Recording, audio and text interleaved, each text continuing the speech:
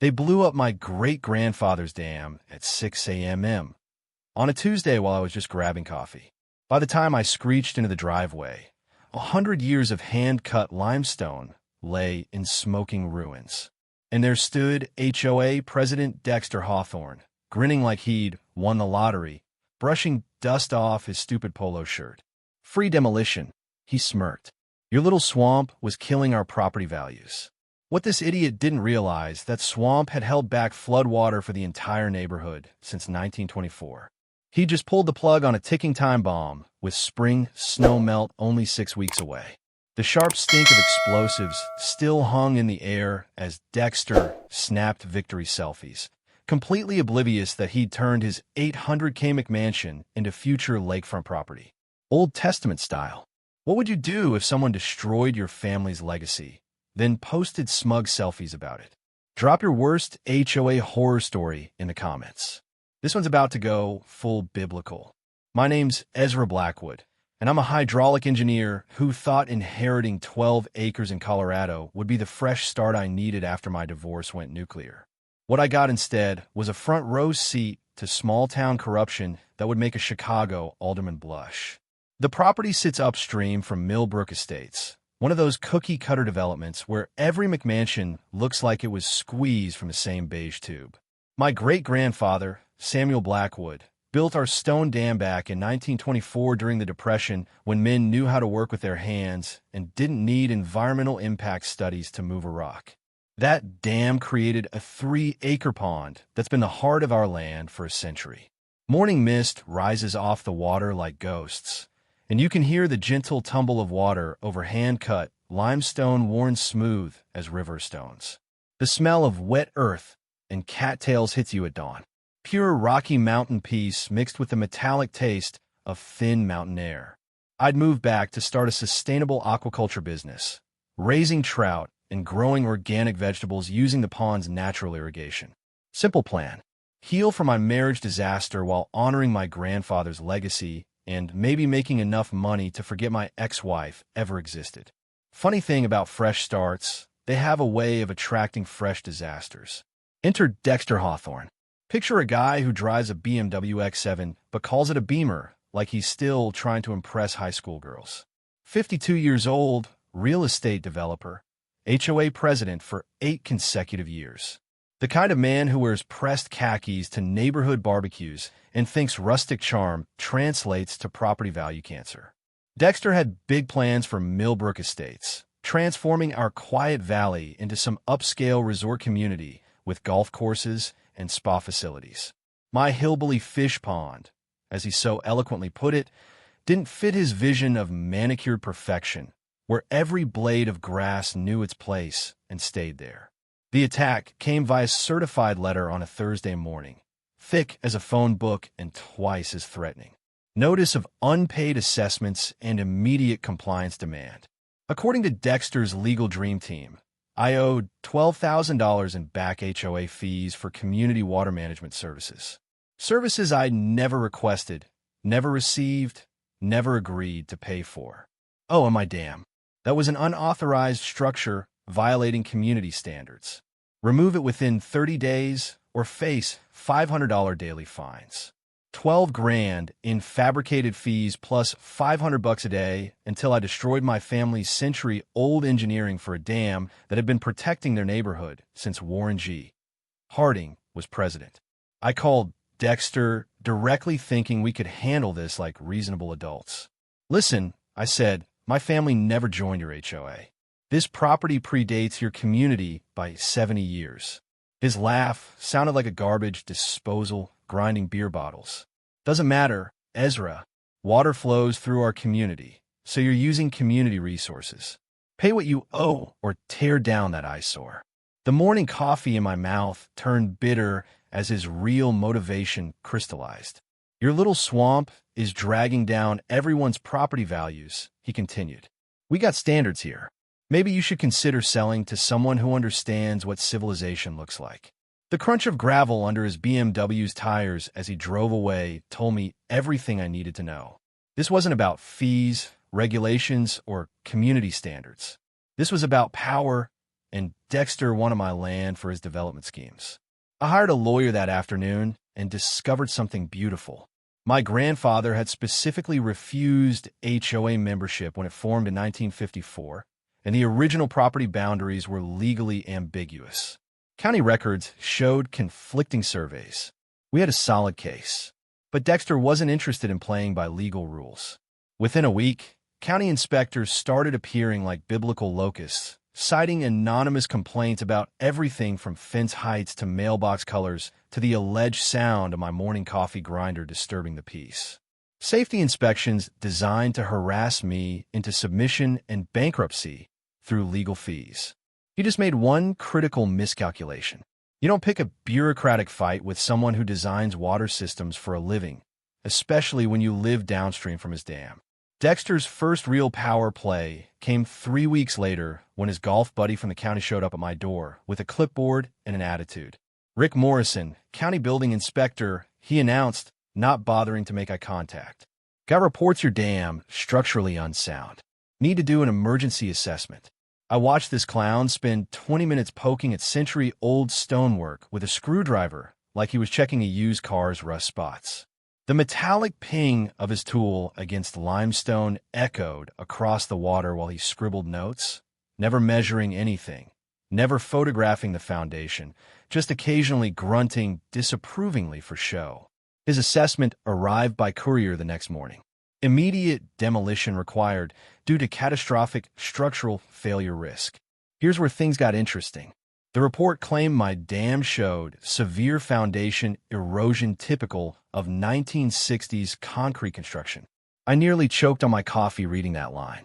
My great-grandfather had built this beauty with hand-cut limestone blocks in 1924, 24 years before concrete was even used for residential dams in Colorado. Morrison had never actually examined my dam. He'd filed a completely fabricated report without setting foot on the actual structure. Time for some engineering education. I hired Matthews and Associates, the structural firm that had certified half the bridges in Colorado, for an independent assessment. Cost me $3,000 I didn't have, but their 40-page report was worth every penny. The lead engineer spent 6 hours crawling over every stone, measuring water flow, testing mortar joints with equipment that cost more than my truck. Dam exceeds current safety standards by 200%. Their summary read, original 1924 construction superior to modern requirements.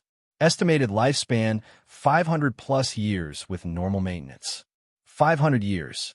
My great-grandfather had built something that would outlast the Roman Empire. Now, I remembered reading somewhere that when officials falsify emergency reports, they become personally liable for any damages their lives cause. Morrison had just painted a giant legal target on his back, and I had the ammunition to hit it. I filed a formal complaint with the State Engineering Board, complete with photographic evidence showing Morrison's inspection never touched the actual foundation. Then I sent copies to the county prosecutor, the local newspaper, and Morrison's own supervisor. The smell of fresh, printed evidence packets filled my kitchen as I prepared for bureaucratic war. Turns out most states let you demand a second opinion on any emergency demolition order. And if their first assessment was fraudulent, the county has to pay for your independent report plus damages. Something they probably should have mentioned in civics class. While I was building my legal case, Dexter launched his media campaign. Dangerous dam threatens community safety, screamed the Millbrook Herald's front page. Anonymous neighbors expressed grave concerns about the aging structure that could collapse at any moment and flood dozens of homes. Pure fiction, but effective fiction. Dexter organized a concerned citizens petition drive, going door-to-door with professionally printed flyers showing stock photos of actual dam failures from other states. The sound of his leather shoes clicking on concrete sidewalks became the soundtrack of my daily harassment. "Would you want this ticking time bomb in your backyard?" he'd ask, pointing at photos of disasters that had nothing to do with my property. 57 neighbors signed his petition demanding immediate removal of my hazardous structure. Time for some community education. I invited every petition signer to tour my property and see the actual dam, not Dexter's scare tactic photos. 23 showed up on a Saturday morning, and I walked them through the engineering basics using terms they could understand. See how the water flows over the spillway? I explained, running my hand along the smooth limestone. That controlled release prevents flooding. Remove this dam, and all that water hits your neighborhood at once during spring runoff. The texture of century-old stonework under my fingers, still solid, still precise, still doing exactly what my great-grandfather designed it to do, told the real story better than any technical report. By noon, 18 of those 23 neighbors had crossed their names off Dexter's petition. But Dexter wasn't done playing dirty. County demolition trucks appeared in my driveway Tuesday morning at 6 a.m., despite my pending legal appeals. Orange-vested workers started unloading equipment while the crew chief waved Morrison's bogus emergency order like a magic wand. I blocked the access road with my pickup truck and called every lawyer, reporter, and county official on my phone. "You're interfering with public safety," the crew chief shouted over the diesel rumble of his equipment.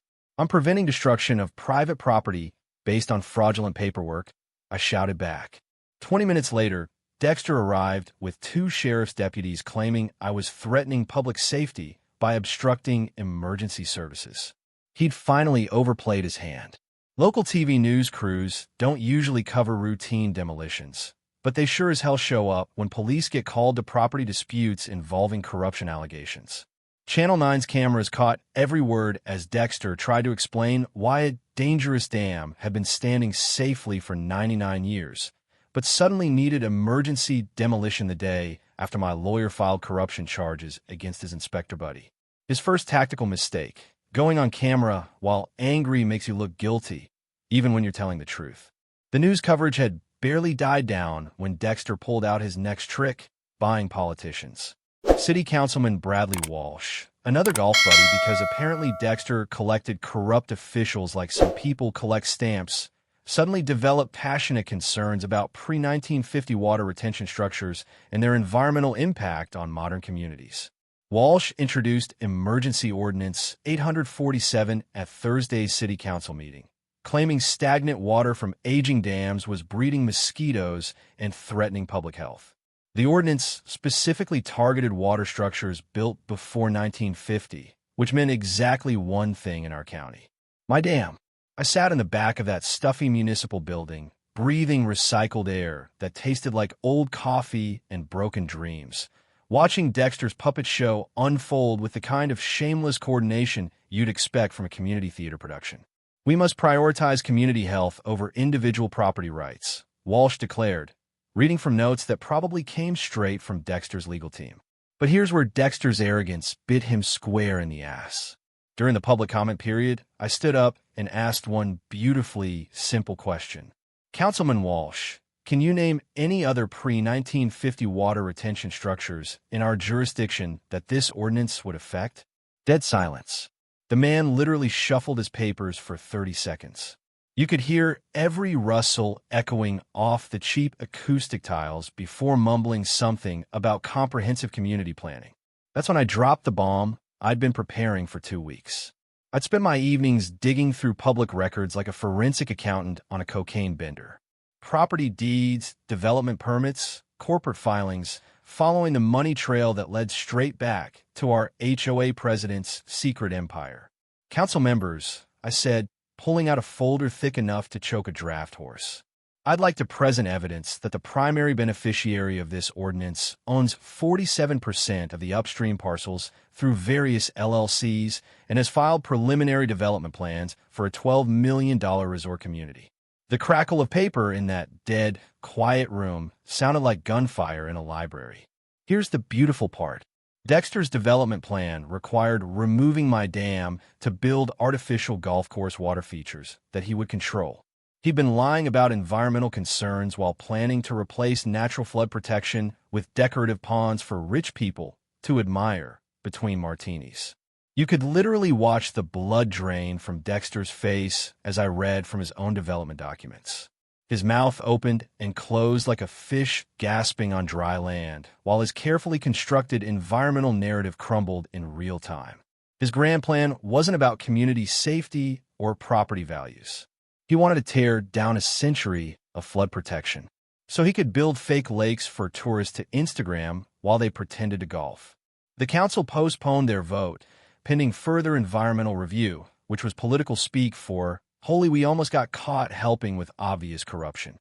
But Dexter was nothing if not persistent, like a tick that's found a particularly juicy vein. The next week brought a parade of bought and paid for experts claiming my stagnant pond was an ecological disaster waiting to happen. A water quality specialist who'd never set foot on my property testified that my dam was creating anaerobic dead zones that killed fish. This was particularly hilarious since my pond supported a thriving trout population I'd been documenting for months. The taste of fresh-caught rainbow trout from my supposedly dead water made their testimony even more ridiculous. I countered by inviting the state environmental agency to conduct their own assessment. Their biologists spent 3 days cataloging the wildlife my pond supported. 24 fish species, countless aquatic insects, nesting waterfowl, and a family of beavers who'd moved in upstream. This is one of the healthiest freshwater ecosystems we've surveyed in the region, their report concluded. Removing this structure would constitute significant environmental damage. Suddenly, Dexter's environmental angle collapsed faster than his fake concern for community welfare. That's when the real dirty trick started. Someone, and I think we can all guess who, filed anonymous complaints with the EPA claiming I was illegally diverting water from a protected water. Federal investigators don't mess around with environmental violations. So, I spent 3 weeks documenting every drop of water that flowed through my property. The EPA inspector turned out to be a straight shooter who actually read the historical records I provided. Turns out my great-grandfather's 1924 permits were still valid, still legal, still protected under grandfather clauses that Dexter's expensive lawyers had apparently never heard of. "Mr. Blackwood," the inspector told me while standing on my dam, listening to the gentle splash of water over limestone. "Your family has maintained this water system exactly as permitted for nearly a century. Anyone trying to force its removal without federal approval would be violating the Clean Water Act." I learned from a civil engineer buddy that when someone tries to force you to violate existing environmental permits, you can sue them for federal law violations. The penalties run about $50,000 per day, which would make even Dexter's development budget break out in a cold sweat. Meanwhile, the harassment campaign intensified. Private investigators started following me to the grocery store. My mailbox got accidentally destroyed by the snowplow 3 times in 2 weeks. Someone kept reporting my truck as abandoned whenever I parked in town for longer than an hour. But Dexter had made one critical mistake. He'd underestimated how much his own neighbors were starting to hate him. The HOA's next monthly meeting turned into an open revolt when homeowners started asking uncomfortable questions about where their dues had been going. Turns out when you piss off engineers and accountants, they start auditing your books with the thoroughness of IRS agents. "Explain this $18,000 payment to Hawthorne Consulting," demanded Janet Morrison, no relation to the corrupt inspector. "That's your own company, Dexter."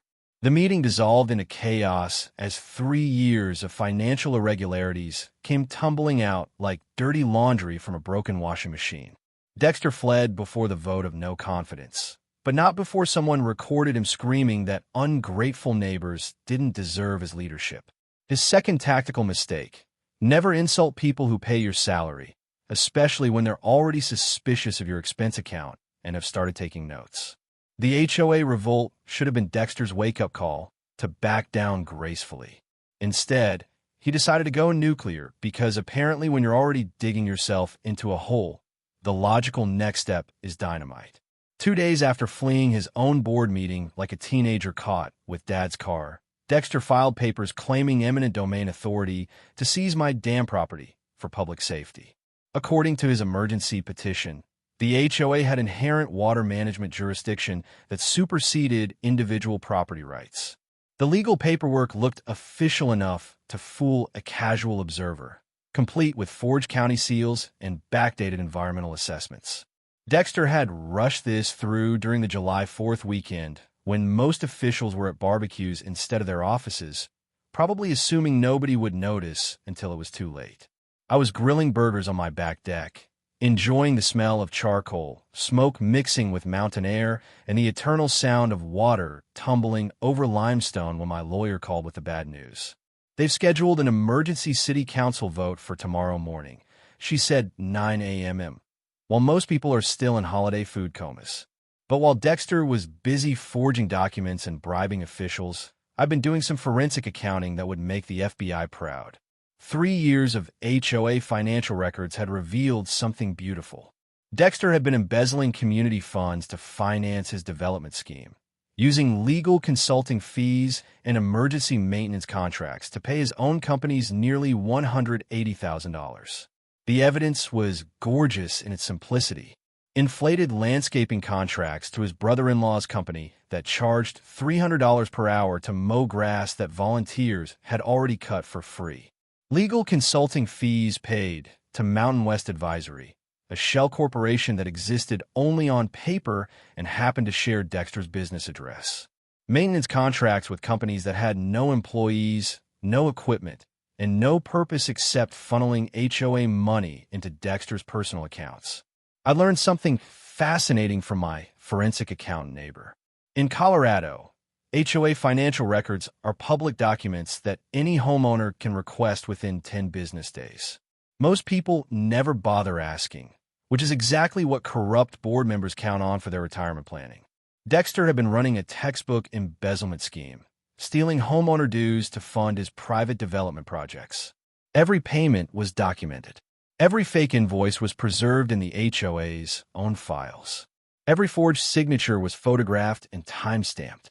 The smell of fresh printer ink and righteous anger filled my kitchen as I prepared evidence packets for every homeowner in Millbrook Estates. I called an emergency HOA meeting for Sunday evening, the night before Dexter's secret city council vote. The community center had never seen a crowd like this. 150 angry homeowners demanding answers about their missing money and their road president's latest power grab. "Ladies and gentlemen," I said, standing at the front of that packed room while the taste of impending justice filled my mouth. "I have 3 years of financial records showing exactly where your HOA dues have been going." The sound of rustling paper filled the silence as people opened their evidence packets. You could literally watch the realization dawn on their faces. Their community fund hadn't been funding community improvements. It had been funding Dexter's personal real estate empire. "This $15,000 payment to Hawthorne Landscaping," I continued, pointing to a highlighted invoice. "That's Dexter's brother-in-law's company. They charged you $300 per hour to mow grass that volunteers had already cut for free." Gasps turned to angry murmurs as the crowd discovered payment after payment to Dexter-connected companies. This $25,000 emergency legal consulting fee went to Mountain West Advisory, a company that exists only at Dexter's business address and has never provided any legal services to this community. By the time I finished presenting 18 months of systematic theft, the crowd was ready for blood. Janet Morrison stood up and formally moved to remove Dexter from all HOA positions, freeze all financial accounts, and file criminal charges for embezzlement. The vote was unanimous.